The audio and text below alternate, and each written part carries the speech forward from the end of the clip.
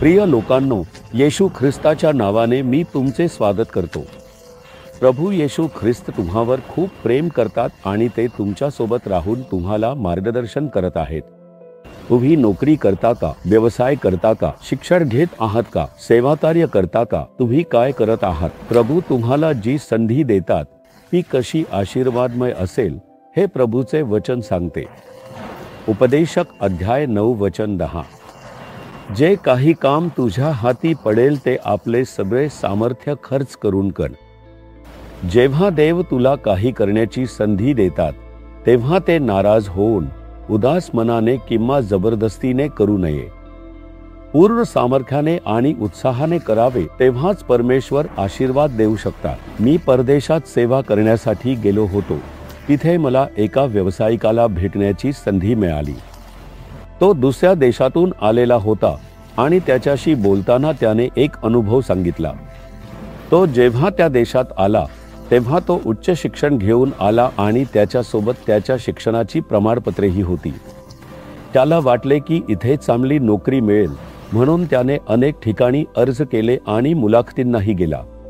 मुलाखत घेणाऱ्या लोकांनी सांगितले की तुम्ही खूप उच्च शिक्षण घेतले आहे, पण आमच्या ऑफिसमध्ये या शिक्षणासाठी योग्य अशी नोकरी नाही, आमच्या फॅक्टरीतही नाही आणि आमच्या व्यवसाय संस्थेतही यासाठी योग्य अशी नोकरी देण्याची कोणतीही संधी नाही।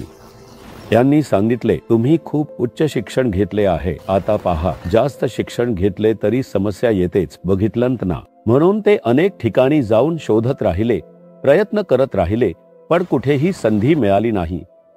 त्यांनी आणलेले पैसेही संपले आणि ते खूप निराश होऊन आपल्या गावी, आपल्या देशात परत जाण्याचा विचार करू लागले।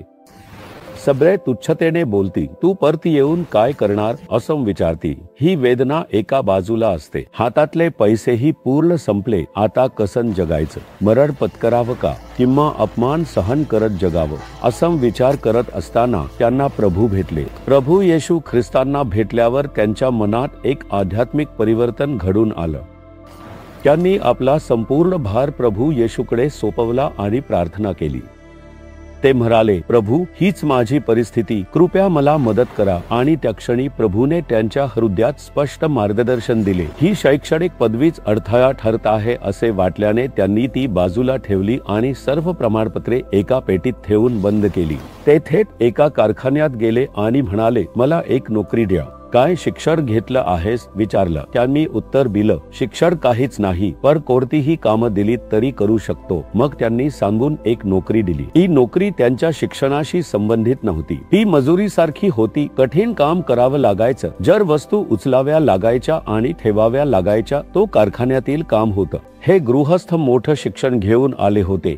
स्वप्न होतं की एसी असलेल्या ऑफिसमध्ये बसून HR होतील किंवा मोठे मॅनेजर होतील, पण आता त्यांना मिळालेलं काम मात्र मजुरीसारखं होतं, कठीण आणि मेहनतीचं। तरीही ते तक्रार करत बसले नाहीत किंवा निराश झाले नाहीत। परमेश्वर येशू यांनी मला किमान ही नोकरी तरी दिली आहे म्हणून मी त्यांचे आभार मानतो। ते उत्साहाने काम करतात, परमेश्वराची स्तुती करणारी गाणी गात गात आनंदाने आपले काम पार पाडतात। यांचा मालक हे लक्षात घेतो, हा तरुण काहीसा वेगळा आहे। बाकी सगळे थकून जातात आणि कुरकुर करत काम करतात, पण हा मात्र उत्साहाने काम करतो। काही दिवस निरीक्षण केल्यानंतर मालकाने असे म्हटले, माझ्याकडे अजून एक व्यवसाय आहे, त्या व्यवसायात तू माझ्यासोबत भागीदार होशील का असे त्यांनी विचारले। त्याने विचारले, भागीदार होण्यासाठी काही पैसे द्यावे लागतील का? त्यावर उत्तर मिळाले, नाही, तुला पैसे द्यायची गरज नाही, फक्त मेहनत करणे पुरेसे आहे। हे ऐकून तो आनंदाने तयार झाला आणि भागीदार झाला। तेथे जाऊन त्याने उत्साहाने काम केले